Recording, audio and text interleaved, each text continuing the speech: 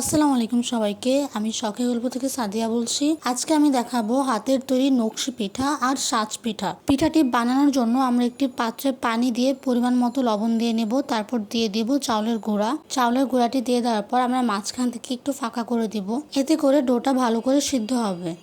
তারপর আমরা 10 মিনিটের জন্য ঢাকনা দিয়ে ঢেকে রেখে দিব। 10 মিনিট পর আমরা ঢাকনাটি উঠিয়ে এটিকে ভালো করে নাড়াচাড়া করে নেব। নাড়াচাড়া করা হয়ে গেলে আমরা আবারও 10 মিনিটের জন্য ঢাকনা দিয়ে ঢেকে রেখে দিব। 10 মিনিট পর ঢাকনাটি উঠিয়ে আমরা এটিকে ভালো করে নাড়াচাড়া করে নামিয়ে নিব।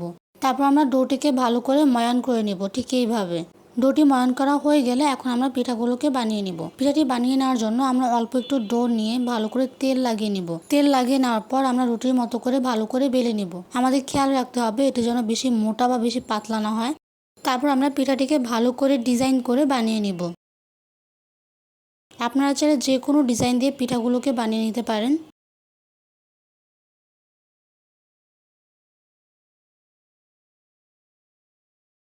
ঠিক এইভাবে ডিজাইন করে আমরা পিঠাগুলো বানিয়ে নেব।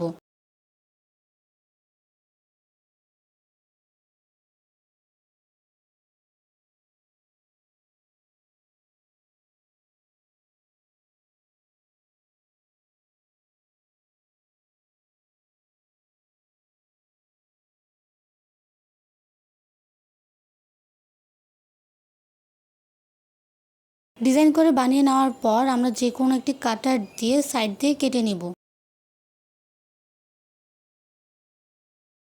তৈরি হয়ে গেল আমাদের নকশি পিঠা।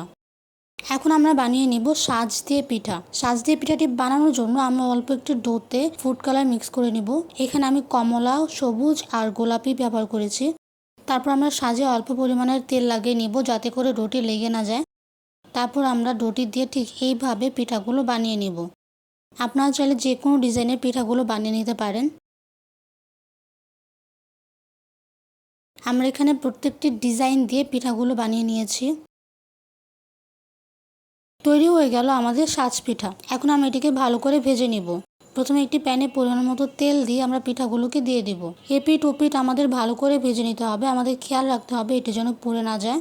ভালো করে ভাজা হয়ে গেলে আমরা এটি নামিয়ে নিব। তৈরি হয়ে গেল আমাদের চাউলের গুঁড়া দিয়ে সাজ পিঠা আর নকশি পিঠা। আপনারা সবাই এই পিঠাগুলো অবশ্যই ট্রাই করবেন। আশা করি আপনাদের এই পিঠাগুলো ভালো লাগবে। আর ভিডিওটি ভালো লাগলে লাইক, শেয়ার, সাবস্ক্রাইব করবেন আর আমাদের পাশে থাকবেন। আল্লাহ হাফেজ সবাইকে।